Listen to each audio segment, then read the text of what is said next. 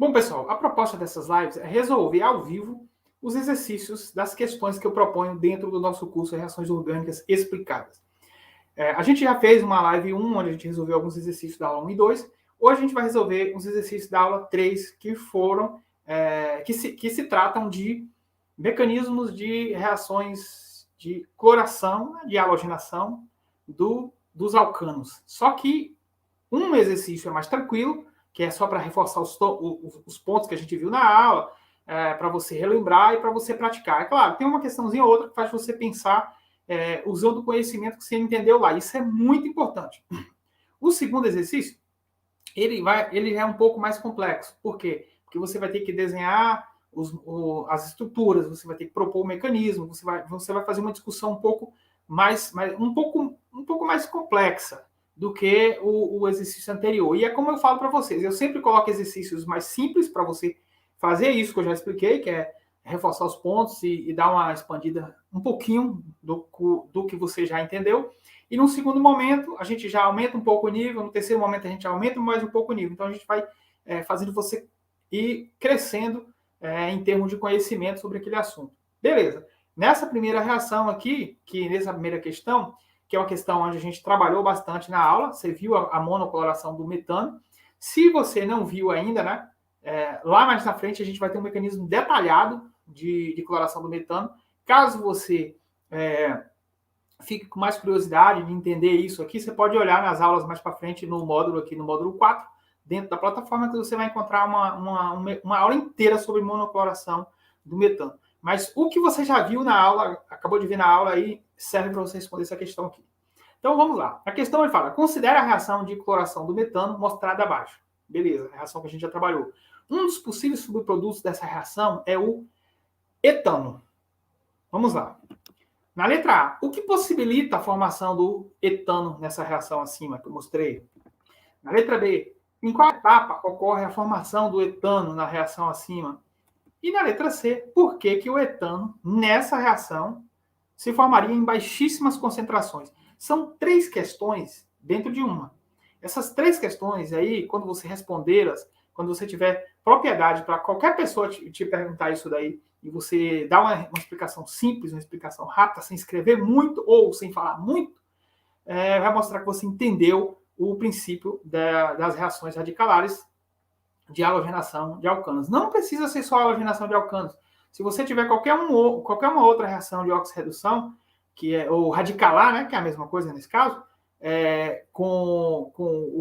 os alcanos, você vai passar por essas questões aqui. Então, isso aqui é um assunto fundamental. Ele está naqueles assuntos que eu chamo de os fundamentos. Então, quando você domina isso daqui, você vai aplicar em várias outras coisas. Então, vamos lá. Vamos resolver primeiro a letra A. Na letra A, o que possibilita a formação do etano nessa reação? Então, aqui, você vai pensar o seguinte. A gente estudou o mecanismo geral da cloração, né? Da cloração, da halogenação de um alcano. Nesse caso, é o metano. Então, temos 4 etapas, né? A gente tem a primeira etapa de iniciação, onde uma das espécies que está dentro do meio reacional, uma dessas que tem as ligações mais fracas, né? Ou com o fornecimento de luz, ou com o fornecimento de calor, quebra a ligação de maneira radicalar, ou seja, tem uma homólise, né? E você vai separar essa ligação de maneira igual, de maneira homogênea, ou seja, cada espécie que estava compondo a ligação vai ficar com um par de elétrons. E eu demonstrei isso para vocês várias vezes. Mas aqui nós temos esses reagentes aqui. Então, para a gente não perder muito tempo, eu vou mostrar aqui as possíveis quebras de ligações que a gente vai ter. E com essas espécies que a gente vai conseguir enxergar aqui, já vai te dar um direcionamento do porquê possibilita a formação do etano. Então, você tem a ligação CH4, né? Vamos começar do primeiro, do certo, né? Que é o cloro, que tem a ligação mais fraca. Então, você tem isso aqui, ó. E você vai ter um rompimento dessa ligação aqui, ó. Ó, a setinha indicando, a meia seta indicando que é um elétron, apenas um elétron foi deslocado. E aí você vai ter 2 átomos de cloro, assim. Então, deixa eu apagar esse aqui, que é para não atrapalhar. Nossa, essa caneta aqui embaixo não está dando muito certo, né? Depois eu vou trocar ela daqui. Beleza, então você vai formar o cloro, é um radical. Eu não vou mostrar todas as reações, eu vou mostrar só o que pode ser formado. Você vai formar, já mostrei aqui, ó. Você pode formar cloro, você pode formar o CH3, que é um radical também. Então você pode formar esses dois radicais aqui no meio da reação. A gente pode ter outros, né? A gente pode, se a gente considerar aqui que esse produto, depois de formado, ele também pode sofrer quebra de ligações e poder reagir. Mas não é o caso agora. Vamos analisar só esses dois aqui, esses dois reagentes, ó, o cloro e o metano. Então, quando você tiver essas quebras de ligações aqui, que você forma esses dois radicais, que são duas espécies ativas, você pode ter esse CH3 reagindo com o Cl, que é uma das coisas que acontece. Você pode ter isso daqui, ó.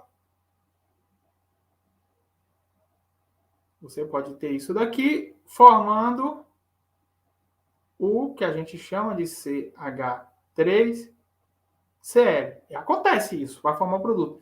Você pode ter essas espécies combinando entre si. Você pode ter o CH3 se combinando com o CH3,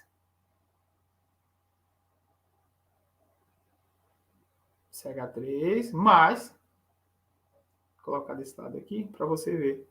Eles vão se combinar, né? Esses pares de elétrons vão fazer uma ligação covalente aqui, e aí você tem o CH3, CH3. Então, a pergunta está respondida. O que possibilita a formação de CH3 na reação acima? O que possibilita é a probabilidade, é muito pequena, mas é a possibilidade do radical metila formado na reação encontrar outro radical metila no meio reacional e compartilhar, cada um vir com um elétron e compartilhar esses elétrons, né, cada um vem com o seu e forma uma ligação sigma. Então, é isso que possibilita que ocorra a formação do etano nessa reação. Então, se você está no seu laboratório e você está fazendo análise lá e encontrou um produto desses, sei lá, você analisa cloro, você trabalha numa indústria que faz clorometano, e aí está aparecendo no meio reacional etano. De onde que está vindo? Está vindo dessa possibilidade aí. É claro que na letra C a gente vai explicar melhor essa etapa aí que forma esse produto. Mas a possibilidade, né, que eu perguntei foi o quê? Foi uma pergunta bem simples.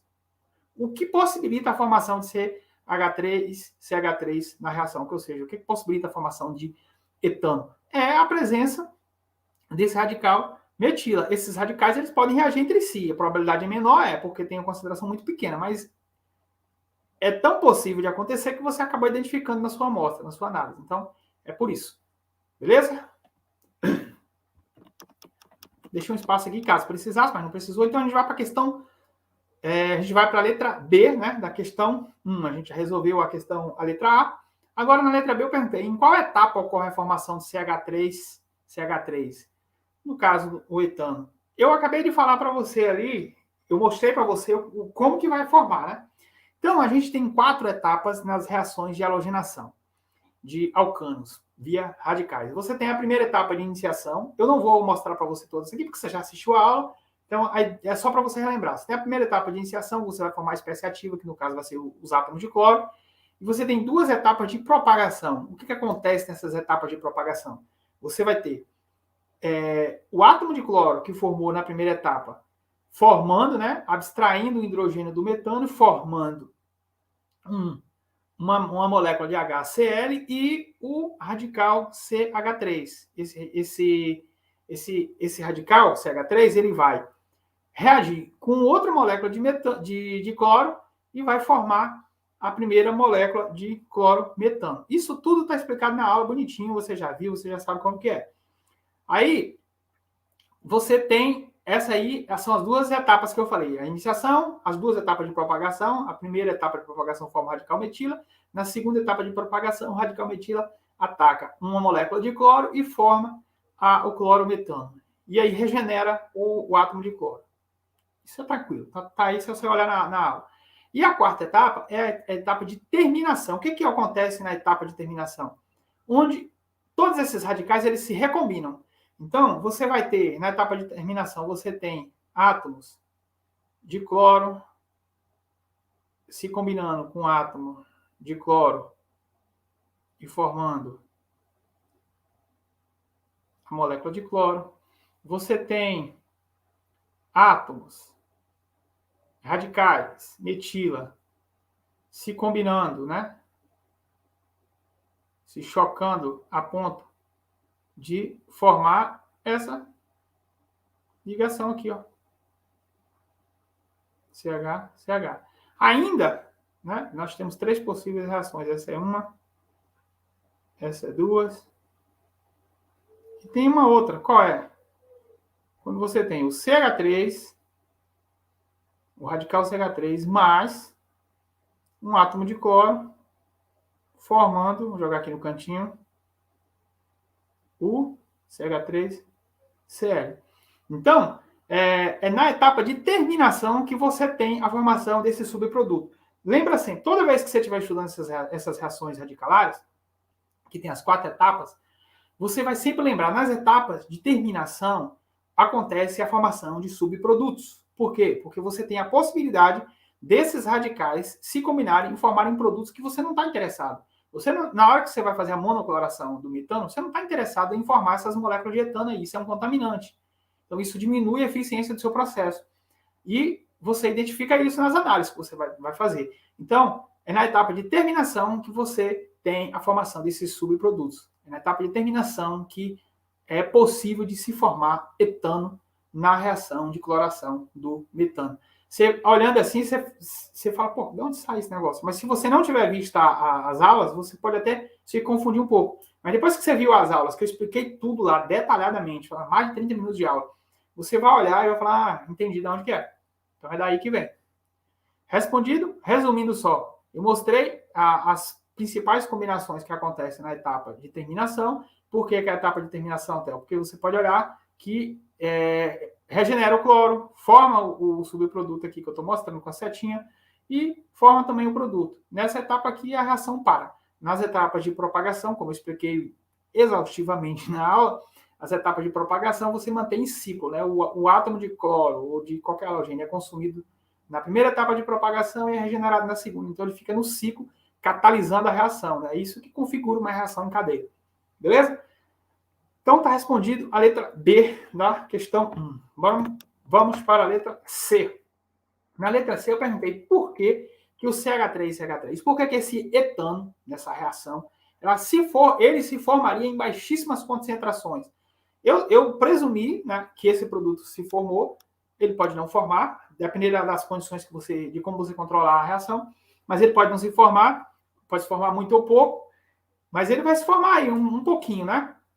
Por que é tão pouco? Por que você não tem aí uma proporção elevada desse produto? E aí é onde que eu bati muito nisso também na etapa de terminação. A gente tem que pensar aqui em termos de probabilidade. E lá na aula eu dei um exemplo bem legal, eu mostrei, eu fiz exemplos, desenhos. Então, a probabilidade de você ter, no meio da reação, você vai ter muito pouco CH3. Muito pouco. Você vai formar muito pouco dele. Por quê? Porque ele é formado na primeira etapa de propagação. Então, na hora que você forma esse CH3 aqui, perto dele, você tem muito Cl2. Você vai ter muito cloro perto dele, ele vai estar rodeado de cloro. E aí o que acontece? Qual é a probabilidade dele? Encontrar outro CH3 que foi formado também em baixíssimas concentrações dentro do meio reacional e se ligarem para formar, sendo que para ele fazer isso, ele vai ter que passar por várias moléculas de cloro. Ó, eu vou desenhar aqui, eu vou fazer um desenho bem fajuto aqui, mas é só para você conseguir visualizar. Eu estou colocando aqui várias moléculas de cloro rodeando ele, e digamos que a gente tenha mais umas duas aqui ainda, ó. Vou exagerar, né? Cara, e aí aqui de trás, escondidinho, você tem um outro CH3. Deixa eu até pegar aqui uma caneta de outra cor, ó. Vou circular eles aqui. Onde eles estão, tá vendo? Então, tem muitas moléculas de cloro separando eles. a probabilidade desse CH3 interagir com um átomo com uma molécula de cloro dessa e abstrair um cloro, que é o que ele faz, e formar a ligação o carbono-cloro, é muito maior do que a da probabilidade desse CH3 passar por esses cloros aqui sem bater neles, sem reagir, e encontrar um CH3 lá em outro lugar e formar a molécula de etano. Mas isso acontece, mesmo sendo muito pequena a probabilidade, acontece. Senão você não conseguiria identificar esse CH3 no meio racional. Então é por isso que a concentração é muito baixa. Então você vai fazer uma reação e você vai ter lá uma proporção altíssima aqui do clorometano, vai ter bastante também HCl, mas altíssimo do clorometano. Quando você fez suas análises, você identificou que tinha traços de CH3, tinha traços de etano. Aí eu te pergunto, o seu chefe te pergunta, uma pessoa te pergunta no laboratório e fala, como é que foi? De onde saiu esse CH3 aqui? De onde saiu esse etano? E aí você vai explicar, não, saiu disso, e saiu por quê? Por que é tão pouco? Por que a concentração dele é baixa? Por que a concentração dele não é alta? Aí você vai responder, é por causa disso e disso, porque você forma uma quantidade muito pequena do radical CH3 no meio, e ele está rodeado de moléculas de cloro, e essas moléculas de cloro impedem que ele encontre outro CH3, dificulta esse encontro, esse choque efetivo para formar uma nova ligação e formar uma nova molécula. Então, é por isso. Pessoal, repare que essas três questões, elas são bem conceituais. Elas são questões onde você, só com o que você entendeu na aula, você consegue responder. Mas são questões que fazem você pensar. E outra coisa importante aqui, que nas aulas eu faço essa contextualização, eu tento sempre fazer você se imaginar dentro de um laboratório, se imaginar na beira de uma bancada, tomando a decisão, com um relatório na mão, porque esse é o trabalho do profissional da química. Eu fico aqui te ensinando a entender essas reações assim, mas quando eu estou estudando, quando eu estou produzindo minhas aulas, quando eu estou pensando nos exercícios, eu sempre visualizo dessa maneira. Então, eu tenho um background de laboratório, então eu trabalhei muito tempo em laboratório, iniciação, parte do mestrado. Então, eu sempre levo lá para o laboratório, tento te fazer você imaginando lá. Então, para aquelas pessoas que já trabalham em laboratório, é mais tranquilo, por quê? Porque elas já têm essa vivência. Quando eu falo, elas se conectam. Para você que está estudando ainda, que ainda não foi para o laboratório, que não sabe direito como é que funciona isso, é bom você ter o domínio dessa parte teórica aqui, porque às vezes você sabe isso daqui e uma pessoa te pergunta uma coisa muito simples e você trava. Então vai sempre pensando já em como o que eu estou entendendo, como o que eu estou estudando aqui é aplicado no laboratório, como que eu uso isso para tomar decisões. Você não aprende as coisas para passar em prova, você aprende para tomar decisões. Então a prova é só para ver se você estudou, é só para ver se você conseguiu entender. E a gente sabe que isso não é muito eficiente, mas é o que a gente tem. Então, vamos trabalhar com o que a gente tem, beleza? Então, vamos em frente agora. Vamos para a próxima questão. Essa aqui já é uma questão mais complexa. É uma questão que exige um pouco mais de tempo. Se bem que a gente resolveu essa daqui em 10 minutos, mas essa daí vai demorar um pouco mais. Então, vamos lá. Explique o mecanismo passo a passo de como esse clorofluorocarbono aqui, esse CFC, né? Transforma ozônio em oxigênio. Ele catalisa essa reação aqui, que é o que o pessoal fala, o buraco na camada de ozônio. Ou seja, são compostos que quando chegam em altas temperaturas, quanto mais sobe, menor é a temperatura, né? Quando chega na atmosfera, em altitudes elevadas, né? Ele reage na presença de luz ultravioleta, e vai formar espécies que vão agir como iniciadores, como a gente acabou de ver na aula, e também a gente viu aqui na primeira questão, quando eu falei da etapa de iniciação. Então, é basicamente isso que vai acontecer aqui.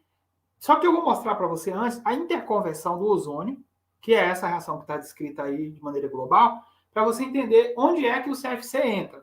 Então, a gente tem, no primeiro momento, oxigênio, na presença de luz, ele se decompondo, né? Voltando para os átomos, né? Você tem aqui os dois átomos, nós estamos mostrando dois átomos aqui. O oxigênio, você sabe que ele tem 3 pares de elétrons, né? Só que 2 estão emparelhados e esse daqui não. Então, você vai olhar aqui, tem 1, 2, 3, 4, 5, 6, né? É o oxigênio atômico. E, em um segundo momento, um oxigênio atômico, desses que você formou lá, ele vai reagir com uma outra molécula de oxigênio e vai formar o ozônio aqui, que é o que eu estou demonstrando aqui, ó. Formou molécula de ozônio. E agora eu estou demonstrando exatamente a reação inversa aqui, que é, na presença de luz, se eu botar aqui em cima, que eu não coloquei, mas eu posso escrever, esse ozônio ele se decompõe em uma molécula de oxigênio mais um átomo de oxigênio. Repare que é uma molécula liberando uma molécula mais um átomo. Ou seja, a equação está balanceada, né? E é muito importante você dar uma olhadinha nisso daí. Então, o que acontece? Esse processo ele já acontece na natureza. Só que, quando você tem um CFC entra aí, ele catalisa esse processo. Você está vendo que tem oxigênio formando ozônio e tem ozônio formando oxigênio. Só que o CFC ele entra aí e desloca essa reação só pegando todo o ozônio que tem e transformando em oxigênio. E o problema maior disso tudo é que, como você viu nas aulas no mecanismo da aula, dessa aula que está aqui acima dessa resolução, você viu lá, o que eu falo? Que é uma quantidade muito pequena do iniciador para fazer a reação em cadeia acontecer. Por quê? Porque na primeira etapa de propagação, ele é consumido e na segunda ele é regenerado. Então você tem o iniciador sempre, o catalisador entra e sai, ele entra e sai no ciclo e vai manter a reação em cadeia. E aí não acaba nunca, né? Então, bora lá. Vamos analisar como esse CFC vai atuar aqui. Só para você entender uma coisa, antes da gente começar a analisar, vamos entender aqui um pouco sobre a estrutura da molécula de ozônio. Então, você tem uma molécula com 3 átomos. É importante você olhar as cargas formais dessa espécie. Então, se você for fazer a estrutura de Lewis dela, você vai olhar aqui e vai contar quantos elétrons ela tem. Ela tem 2 aqui, mais 2, 4. Em cada ligação dessa, ela tem mais 2. 1, 2, 3, 4. Então, já deu 8 aqui. Com mais 2, 10. Com mais 2 dessa ligação, 12. E aí você conta esses outros 6 aqui, 18. Ou seja, ela tem 18 elétrons de valência. Theo, e tá certo? Tá. Para você montar a estrutura de Lewis, você pega você vai pegar todos os elétrons de valência de todos os átomos que estão, vamos somar e vamos ver quanto que deu. Nós já temos 3 átomos de oxigênio, então a gente tem 18 átomos para distribuir nessa estrutura de Lewis. E aí a gente distribuiu de uma maneira que está de acordo com a regra do octeto, e agora, só que a gente tem uma outra possível estrutura. Essa não é a única. Qual é? A gente vai mostrar a setinha de ressonância. Olha a importância da seta de ressonância. Significa o quê? Quando você tem mais de uma possível estrutura de Lewis para um composto, você tem que desenhar essa outra possível estrutura. E aí, a estrutura verdadeira desse composto não é nenhuma dessas duas que eu estou desenhando aqui. Não é nenhum desses que a gente chama de estruturas de ressonância, ou seja, são contribuintes para o híbrido de ressonância. Isso é um assunto que você precisa rever no módulo 3, que tem uma parte que eu falo lá sobre estrutura de Lewis, eu ensino a calcular, eu ensino a montar a estrutura de Lewis, uma aula que será totalmente regravada para o novo curso que a gente está organizando. Mas se você estiver vendo e ainda não estiver regravada, é possível você assistir do jeito que está e aprender muito, tá? Então, eu vou mostrar como que isso acontece. Acontece o seguinte, você tem aqui, ó, você vai ter esse par de LED deslocando para cá. Na verdade, acho que eu até fiz isso aqui com a seta. Fiz não. Desloca para cá. E o daqui, ó, desloca para cá. Então, você volta essa ligação aqui, ela fica com caráter de dupla. Tá vendo que em algum momento ela está com dupla, em algum momento ela está simples. Essa daqui do mesmo jeito, em algum momento ela está dupla, em algum momento ela está simples. Então, essas são as estruturas de Lewis. Se você quiser voltar, é só você jogar aqui para trás, ó, e volta. Beleza? É só fazer isso, é só fazer o processo inverso, ó. Você vem para cá. Então, o ozônio, ele tem essas duas estruturas. Eu não estou representando o híbrido, mas é tranquilo. Fica até como exercício aí para você. Representa o híbrido e manda para mim. Faz o híbrido de ressonância do ozônio e fala, Theo, tá certo? Faz as cargas direitinho. Eu ensino tudo isso lá na aula, pessoal. É só você praticar, porque sem você entender, sem fazer isso daqui, fica difícil para entender o mecanismo. Então, vamos lá. A gente já viu como que tá a distribuição de elétrons, né, na estrutura da molécula do ozônio. Isso vai ajudar a gente a entender o mecanismo. Então, o CFC ele vai atuar como um iniciador dessa reação. Ele vai iniciar a reação em cadeia, né? Vai catalisar, vai acelerar. Beleza. Na primeira etapa de iniciação, o que você tem? A gente tem aqui a molécula do CFC, eu vou representar aqui, ó. A gente tem 2 pares de elétrons aqui tem um par de elétrons nessa ligação, então um elétron vai vir para o carbono e o outro vai vir para o cloro. Repare que essa é a setinha de anzol, ela só tem uma ponta, tá vendo? Ela só tem essa pontinha, ela não tem duas. Isso significa que a gente está deslocando apenas um elétron. Então, um elétron ficou aqui, nesse carbono, e o outro está aqui no cloro, que eu representei direitinho. Certo? Então, isso aqui é a primeira etapa de iniciação. Theo, qual a importância desse átomo de cloro? Ó, por isso que é CFC, os clorofluorocarbono. Tem os bromofluorocarbono também, que também faz a mesma coisa. Então, se você chegar em algum problema que a pessoa colocar aqui um bromo no lugar desse cloro, você pode considerar o mesmo mecanismo, tá? Então, vamos lá. Você tem aqui agora o cloro, o átomo de cloro, e para você que viu a aula, abriu sua cabeça agora se você não tinha entendido ainda. Por quê? Porque eu fiz questão de colocar esse exemplo para poder te ajudar a entender um problema global, que é a questão da destruição do ozônio na nossa atmosfera, e usando o conhecimento de química que você aprendeu que você acabou de aprender. Então, você dá um sentido para o que você aprendeu. Você vai entender a explicar um fenômeno, um processo. Você pode explicar isso aqui para os seus alunos, você pode explicar isso aqui para os seus colegas, no laboratório, onde você trabalhar. Beleza? Então, vamos para a próxima etapa. Então, a etapa de iniciação é formar a espécie radicalar, a espécie ativa que vai promover a reação. E por quê? De novo aqui, por que foi essa ligação que quebrou? Você tem ligações no meio, né? Você vai ter o oxigênio, ligações oxigênio, e vai ter ligação carbono-cloro. A gente viu na aula que essas ligações halogênio e carbono, elas são ligações relativamente fracas. O que isso significa? Significa que são reações mais fáceis de ser quebradas. Então, você tem ali no meio reacional um conjunto de compostos e você fornece calor ou você fornece luz, e as ligações mais fracas elas vão se romper primeiro, que é isso aí que acontece com o cloro. Vamos lá, primeira etapa de propagação. Agora, se você não viu esse mecanismo ainda, é o momento de você revisar o mecanismo. Isso que eu estou falando quem estiver assistindo no YouTube, quem não é aluno ainda. Então, é um momento agora que você vai revisar o mecanismo.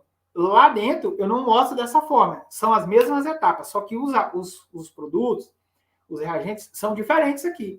Então, por que eu estou fazendo isso? Porque eu coloquei lá de um jeito simples, para a pessoa entender, e eu trago agora para um jeito mais complicado. Porque se você está em uma prova de seleção de mestrado, qualquer coisa, e cai a questão dessa, é muito simples de você resolver. Porque você sabe o conteúdo, você sabe o conhecimento. Você tem o conhecimento. Só precisa aplicar. Então, bora lá. Primeira etapa de propagação. A gente já viu a estrutura do ozônio, né?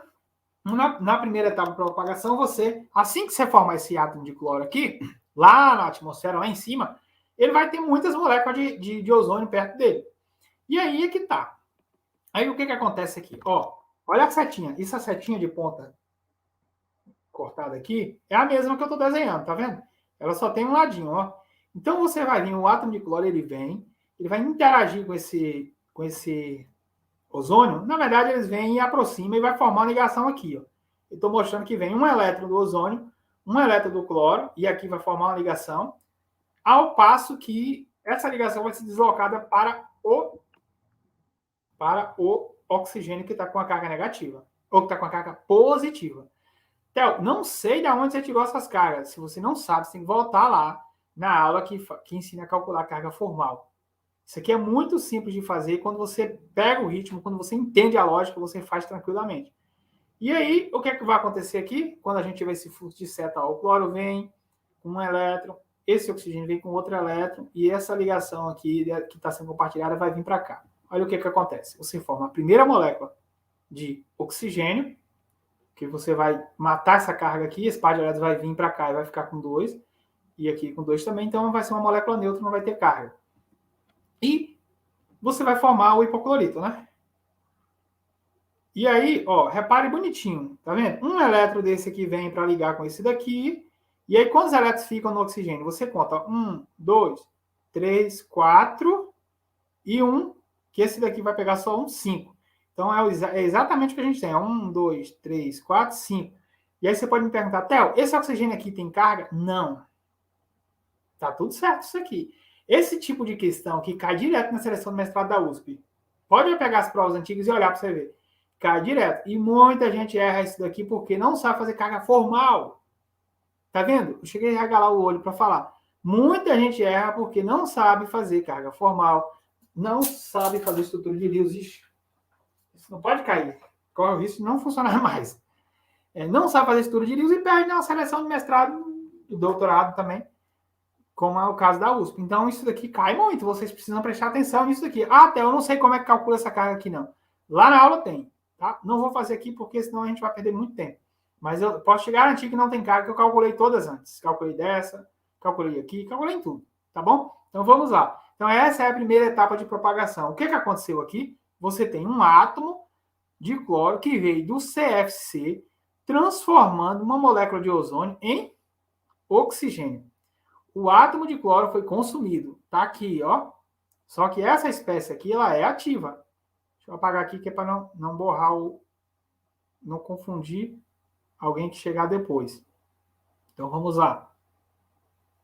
Vai ser rápido aqui hoje, não vai demorar muito não. É para ser amarelo, né? Aqui. Ok? Beleza, primeira etapa de propagação. Agora vamos para a segunda etapa de propagação. Novamente eu repeti aqui a primeira, porque eu quero que você veja as duas juntas. E na segunda etapa de propagação, o que acontece? Você formou na primeira uma molécula de oxigênio e você consumiu um átomo de cloro. Olha ele aqui, ó. Na segunda etapa agora, você tem essa espécie aqui que é ativa, porque ela tem um elétron desemparelhado aqui no oxigênio. E lá no meio reacional, você tem o quê? Você tem átomos de cloro. Lá nas altitudes, lá nas alturas, você tem átomos de cloro. Você tem átomos de oxigênio. Então, vem um átomo de oxigênio desses e você vai ter aqui agora a formação de uma segunda molécula. Como que acontece? Ó, desloca um dos elétrons. Deixa eu desenhar aqui os pares de elétrons para você ver da onde. Tem um aqui e um aqui. Eles estão sendo compartilhados. Então, um vai para o cloro. Tá vendo essa setinha? Deixa eu voltar para você ver. Ó. Um vai para o cloro, o outro vem para compartilhar aqui, ó. Acho que eu esqueci de colocar.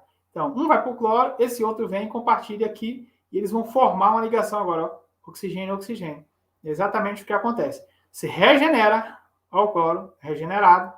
Tá vendo? Ele foi consumido aqui, e agora ele está sendo regenerado. Regenera o cloro e forma uma molécula de oxigênio. Até, mas aqui você está mostrando só a primeira ligação. Beleza, eu mostro agora a segunda para você, ó. Isso aqui acontece. E você vai ter isso aqui, ó. Prontinho. Tá vendo aí? Coisa linda. Esse oxigênio aqui tá meio estranho, né? Mas basicamente é isso que acontece. E aí você tem aqui, ó, regenerado. Qual é o problema desse cara regenerado? Você viu na aula que eu mostrei um vídeo de uma reação de coloração do metano? Você viu a rapidez que é? Isso aqui, ó. Pá, acontece a reação. Você viu a rapidez que é? Por quê? Porque esse cloro, ele é consumido aqui na primeira etapa.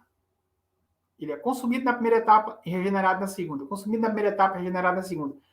Se eu fosse desenhar um ciclo aqui, ele ia ficar em ciclo. Ele entra, ele vai entrar no processo, ele é consumido, depois ele volta de novo. Ele entra como átomo de cloro, sai como hipoclorito, vai ser consumido e vai novamente ser disponibilizado como átomo de cloro. E aí ele ataca outra molécula de ozônio, e ataca outra, e ataca outra, e ataca outra. E esse processo vai continuando aí, ó. Então, você precisa de uma quantidade muito pequena de CFC na natureza para detonar a camada de ozônio. E não é à toa. Aí você pode pensar, a gente libera muito CFC? Libera muito. Mas se você for comparar o tamanho da Terra e a quantidade de ozônio que tem ali, você pode falar, pô, é muita coisa. Só que imagine aí a quantidade de CFC liberado e você precisa de uma moléculazinha dessa só para iniciar o processo e manter isso daí, ó. Lá em altas temperaturas. Em altas temperaturas, novamente, lá em cima é frio. Em altas altitudes, altitude, né? Que é lá para cima. Então, lá quando esses compostos chegam lá em cima, na presença dessa luz ultravioleta, eles reagem. E aqui embaixo eles não são reativos. Aqui embaixo eles são compostos estáveis. E isso foi uma coisa muito inteligente da parte da gente. Eu não fui nem você, porque não fomos nós que pensamos nos CFCs, mas foi uma parada muito inteligente. Eles foram pensados para serem compostos estáveis aqui e que pudessem ser usados como gases refrigeradores, né? Gás refrigerante para colocar no sistema de refrigeração. Olha a importância, quantas vidas que não foram salvas com esses gases. Por quê? Porque eles permitiram você produzir geladeiras, produzir freezers e conservar vários alimentos. A gente tem sempre que olhar uma coisa de um lado e ver, está fazendo mal de um lado, mas também fez bem do outro, e tentar encontrar um equilíbrio. Bom, até que ponto que a gente pode continuar usando, ou até que ponto que a gente realmente abandona isso daqui e vai atrás de uma outra solução. Que é o caso que a gente já abandonou, né? Porque a gente podia continuar jogando isso daí na atmosfera e deixando esse estrago continuar. Mas eles não foram, eles foram pensados para serem seguros, e eles são seguros aqui embaixo. Só que quando eles sobem e chegam lá em cima, que eles entram em contato com a radiação mais forte, aí eles começam a reagir. E aí a importância da gente fazer reações, no espaço, da gente fazer reações na Lua, em Marte, é muito importante, por quê? Porque as condições lá são diferentes. Então, quando você muda as condições daqui do planeta, imagine você poder fazer uma reação na Lua, como agora já fez oxigênio em Marte, no robozinho, já conseguiu fazer oxigênio. Eles estão tentando fazer com a reação de Sabatier para fazer metano, que será usado como um gás, como combustível para voltar de Marte. Então, assim, são reações que se comportam de um jeito aqui e podem se comportar de um jeito diferente fora do planeta, em uma altitude diferente, em uma pressão diferente. Da mesma forma, você coloca uma reação numa temperatura, ela pode acontecer ou não, e outras vezes ela já acontece. Em uma pressão menor ela não acontece, mas quando você aumenta a pressão ela acontece. Então, as condições vão mudando e o comportamento químico das espécies podem mudar também. Por isso que a gente precisa entender os fundamentos. Porque não adianta você ter decorado ali o mecanismo da reação de cloração de um alcano e agora você usou só um pedaço você usou um clorofluorocarbônico, ou seja, é um aleto, o CFC é um aleto. Você usou esse daí para entender um processo químico quando ele está envolvido. Então, aquele conhecimento que você aprendeu lá no mecanismo geral de halogenação de alcanos, você usou para entender isso daqui. E é isso que eu sempre falo. Entenda os fundamentos, porque quando você entende os fundamentos, você sabe usar o conhecimento em várias situações que você se colocar como profissional da química, como professor, como professora, como estudante, como uma pessoa que vai ter uma empresa que vai estar resolvendo um problema. Então, nós temos milhares de problemas aí para serem resolvidos. Eu acho que a gente está vivendo uma época muito, muito, muito boa. Se eu estivesse na universidade hoje, eu agiria de uma forma totalmente diferente da que eu agi quando eu estava lá. E eu estava hoje pensando em encontrar uma solução, resolver um problema grande desses, problemas grandes mesmo, que a humanidade precisa de uma reação, de um produto novo, trocar um processo químico que é antigo, que faz mal, como o CF6, por exemplo, desenvolver um tipo novo, de repente se coloca um átomo diferente num CFC desse daí, e ele fica estável lá na atmosfera e pode ser usado novamente. Enfim, tudo são suposições. Em química a gente nunca pode falar nunca, entendeu? Então é isso aí, pessoal. Acho que a gente acabou terminando aqui. Deixa eu só ver se tem mais. Mas basicamente, você já viu aqui que eu nem mostrei a etapa de terminação. Então, nessas duas etapas aqui, você já consegue ver o cloro sendo consumido aqui e sendo regenerado aqui. E é isso que mantém a reação em cadeia. E é isso que destrói essa camada de ozônio. Então, acabou mesmo. Era isso aí que eu tinha para fazer hoje com vocês. A gente deu menos de uma hora, porque a interação foi pouca. Algumas pessoas passaram na live, saíram, viram e não perguntou. Então, tá bem. Até a próxima semana que vem. Se você estiver me vendo dentro da plataforma, você pode deixar seu comentário e dizer o que você achou da aula, beleza? Vamos que vamos. É nóis. Bora lá. Bora lá. Vamos manter tudo.